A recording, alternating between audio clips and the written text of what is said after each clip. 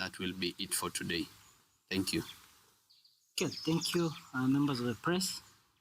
And the party statement, or the official standing of the party, is as follows.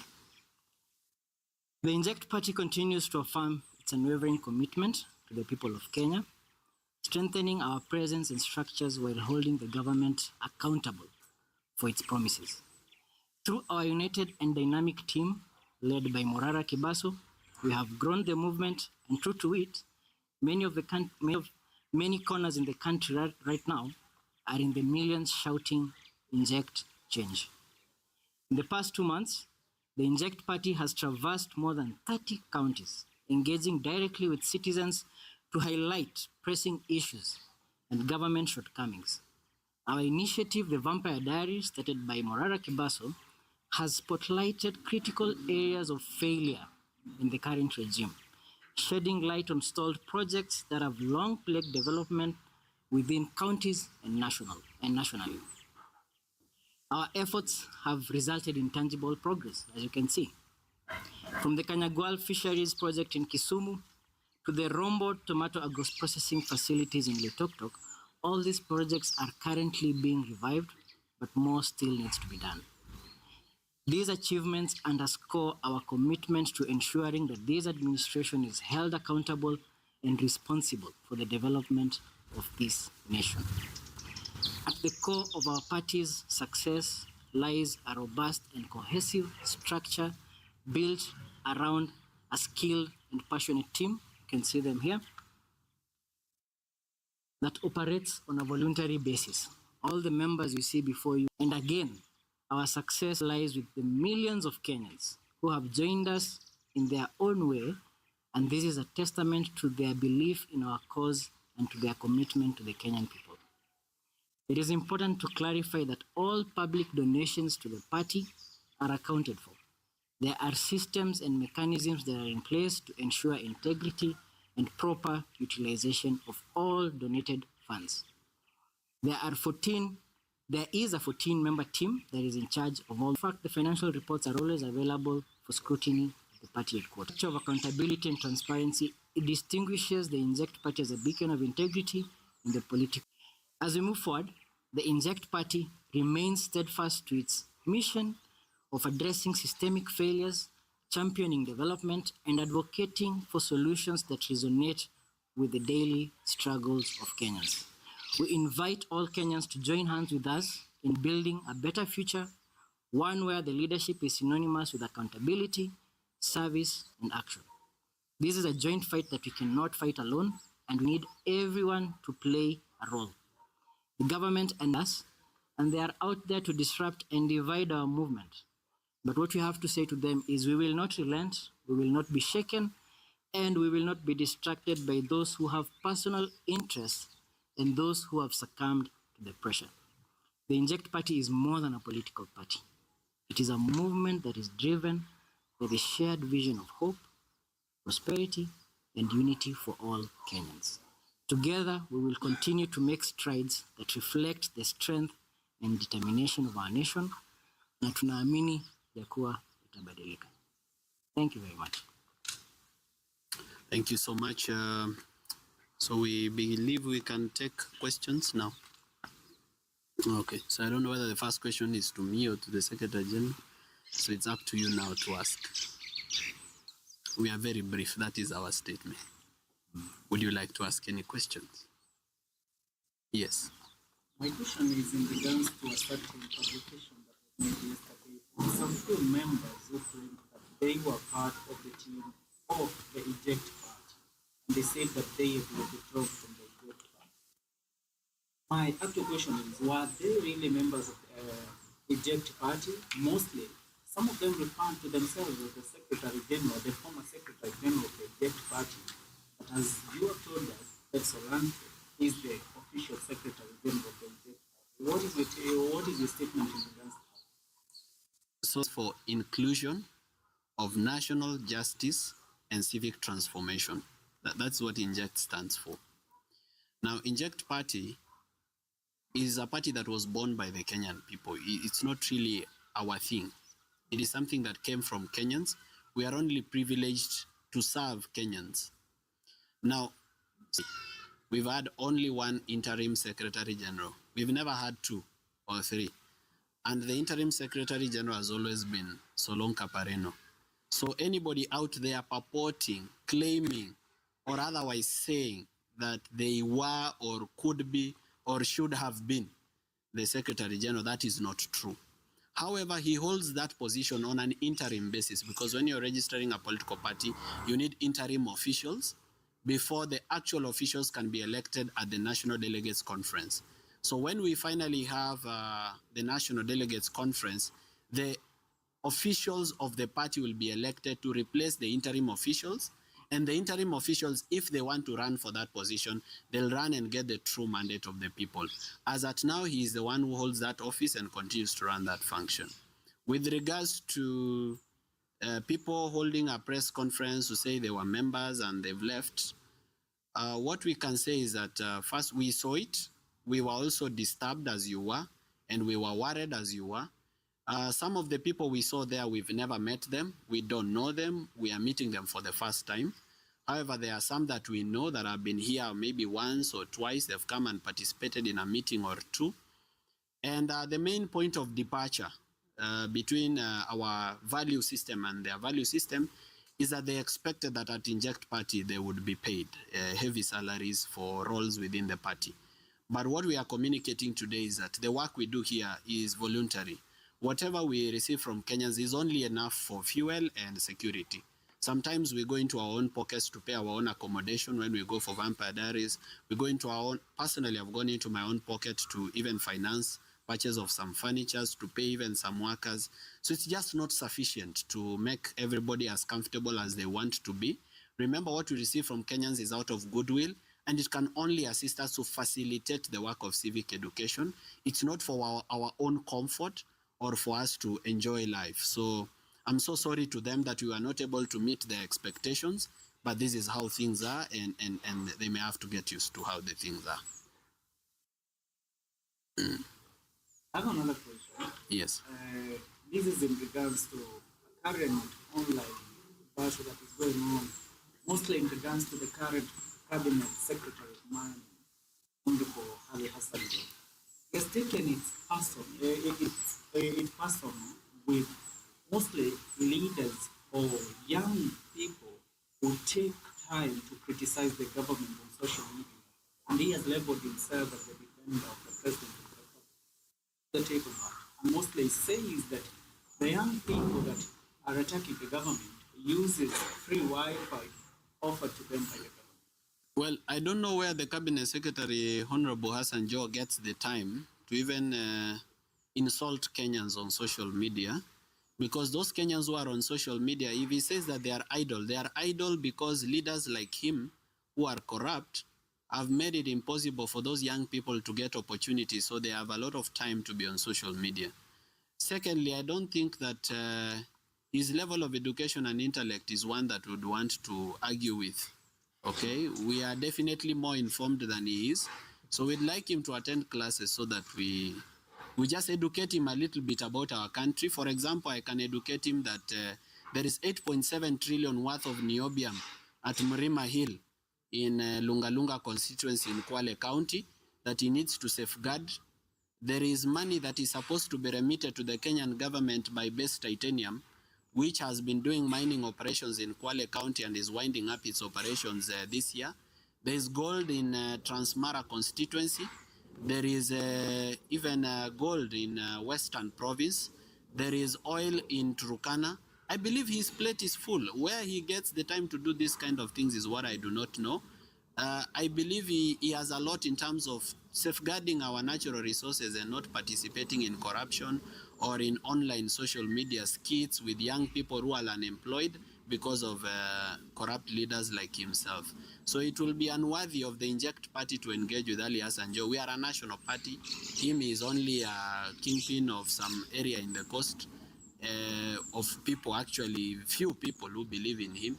So we believe that even if we went to an election with Ali Hassan Joe, he would not garner a quarter of what we would garner in that election. So in this interview, it's completely worthless to have him as a conversation. He is just in the cabinet because he belonged to ODM and ODM was bought into the coalition government. If ODM was not bought into the coalition government, he would probably be still doing the same social media that he is insulting people for.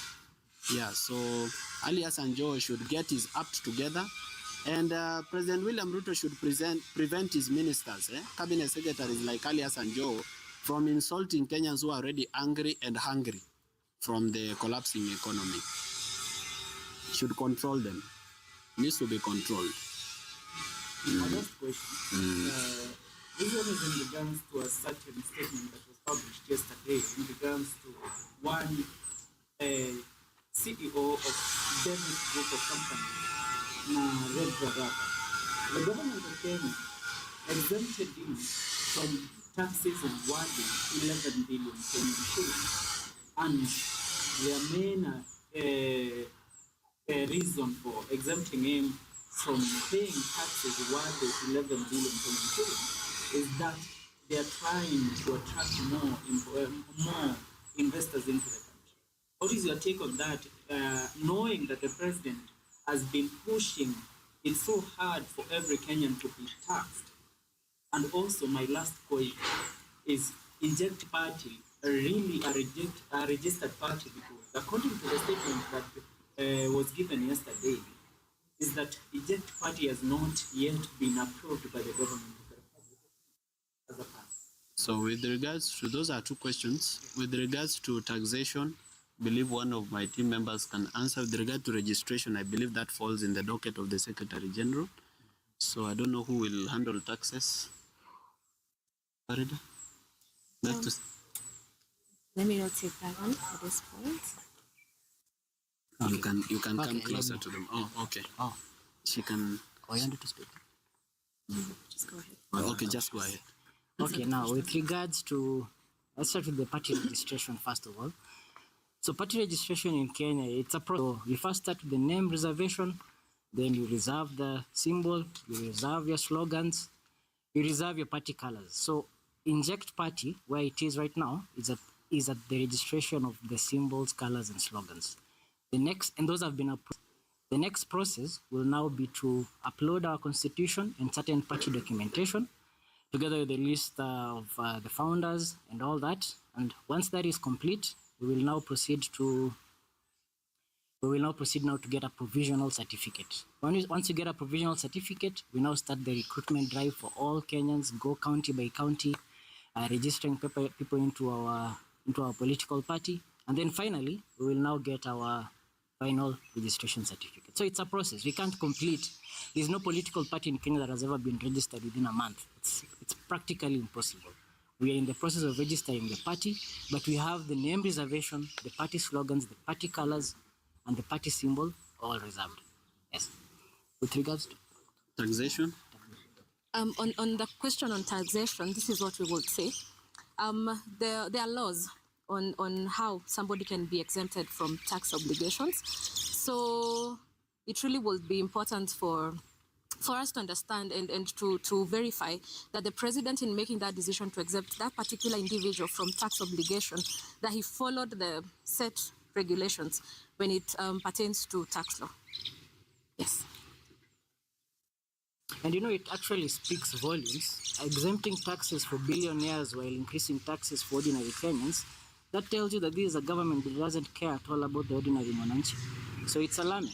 The reasoning and the rationale behind it, of course, it will be all create jobs, but it's basically the classic move of the rich getting richer and the poor getting poorer.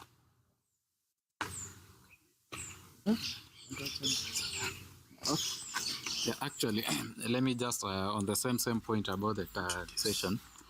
Sorry, I'm Wafula Nangacho. I'm the communications director of the Inject movement and party.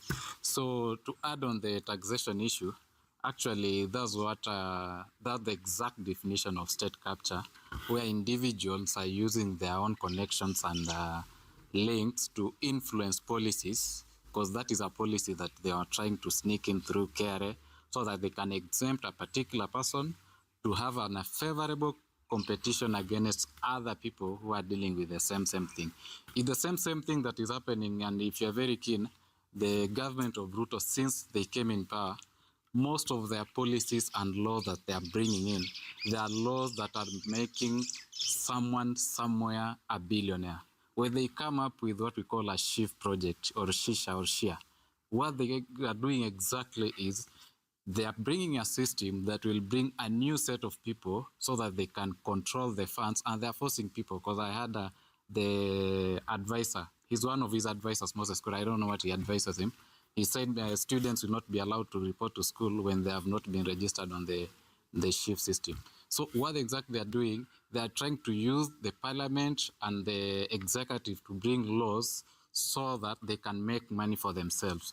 When the president pushes for a policy like the new funding model, he's trying to push people to make education very expensive for the public universities, and at the same time, he's building a very big university at the US in Gish or Eldoret. And that is where he wants to do it, because we will all study. What he will do, education becomes expensive at Moi University and University of Eldoret, and he makes it cheap at his own university, and people will go there and he'll make money. So it's a very sad state of affairs to make sure the policies that come in place, they are favorable to each and every person, not one particular person or one particular group of people. Thank you. More questions? One question. I see that the people that held prayer yesterday were part, some of them were part of the team. Maybe you can just tell us, maybe when last did they participate, and what roles were they playing in the party? Why did they leave? Okay, so you will answer. Yes. Mr. Mugane will answer for me. Okay. Good evening, members of the press. Very well, but he can do it. I'm Mugane Mugo. I'm in charge of membership and mobilization, which is an interim position in this party. So, first of all, I want to echo the words of our party leader. Whatever we do in this movement, we do it on voluntary basis. We don't expect payment or reimbursement of whichever kind. So when we have people that have joined the movement and they expect that they will gain some financial, or they expect some financial miracle to happen from us, it is impossible. In fact, some of these people and some of us who are called into those meetings, some of these people have been bought, and the change of lifestyle is evident. I've seen some of them opening new businesses. I've seen some of them with very expensive watches, which is a miracle that cannot happen within a month of someone that was borrowing fare to come here. So for us, we are adamant, we are committed to the cause. We cannot be bought because the freedom of this country is not worth any amount of money. Secondly, I cannot even remember the last time these people it's 29 September. It's 29 September. It's a long time ago. It's a scheme they have been scheming behind closed doors to sabotage the movement. But what we tell the government as well is that you can buy a few individuals, but some of us that are committed to this cause, we are ready to defend our democracy. We are ready to fight corruption with whatever it takes. We are worth more than, those hundreds of thousands that are being dished out to our young people. Thank you. There was also a claim by those who are party members before that the money that Kenyans have contributed towards the civic education being shared to Morara's phone numbers, direct personal accounts, and they feel that there's not going to be a proper accountability. I think the party leader will answer that, but also to bring you up to speed, whatever happened in the last 6 or so months that the movement has been on, 3 months, he has published it in the social media. You saw the kilometers that we've covered, and actually even the M-Pesas that he has been using, they are prone to scrutiny. Anyone that wants those reports, as he said, can come here. And right now, the treasurer will handle that. There's a bank account that is in place, and it has 3 signatories. So every money that has ever come through the party leader has been accounted for and has been used for the right cause of the movement. Thank you. So what I can add to what Mr. Mugane Mugo has said is that those phone numbers were this.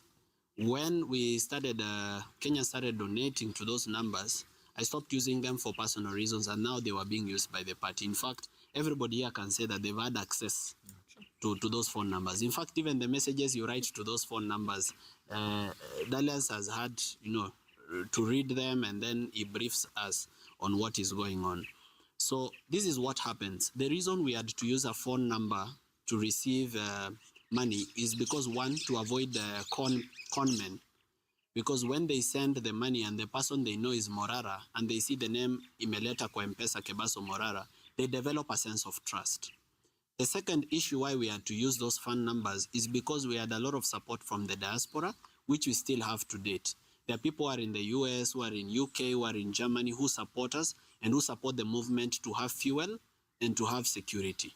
So when they send, they usually use platforms like SendWave. Now on SendWave, you cannot send to a pay bill and you cannot send to a till. You cannot send to a phone number. And that phone number has to be registered to an individual. Even if it is not Morara, it has to be someone else. So what we did is we created a 14-member team where 7 people come from Inject and 7 people come from the diaspora. So we have a team of 14 people, 7 who live outside Kenya and 7 who are here. And the 14-member committee, what it does is that they budget for money every month. They say, this is what we need. We need to pay watchmen. We need to pay security. We need to pay internet. We need to pay electricity. And we need fuel. We want to do this and this and this civic education in this and this and this place. Once they do the budgeting, then the expenditure is not even done by me. By then, I'm not the one who usually pays. We have our finance director here, Farida. She's the one we call. Even when we are at the petrol station, she's the one we send the till number, then she pays from our kitty. Then all the payments we've ever made, the receipts are there. So what we usually do, every month, we usually sit down in the boardroom, we put together the receipt and we create an accountability report. The reason maybe some people feel left out in terms of this accountability is because we are limited. Our hands are tied as regards to how much we can share with you or with the general public. The reason is some of this information is very sensitive and it is critical to our security. For example, where we slept, for example, where we slept and where we paid to sleep is very critical information. Where we fuel, all right, or which car was fueled. Sometimes we leave our own cars here and we borrow cars for security purposes. So for that reason, if we publish all information just because we want to make so and so happy, at the end of the day, we'll be compromising our own security. And that is why whenever I post to request for financial support, I usually say, support us if you can trust us. So we believe that Kenyans still trust us because to this day, regardless of all the propaganda that goes on out there trying to tarnish our names, to this day, there are Kenyans who still believe in us and continue to support us. Even today, even this morning, even 1 hour ago, even 20 minutes ago, there are Kenyans who send us 10 bob, 50 bob to support what we do.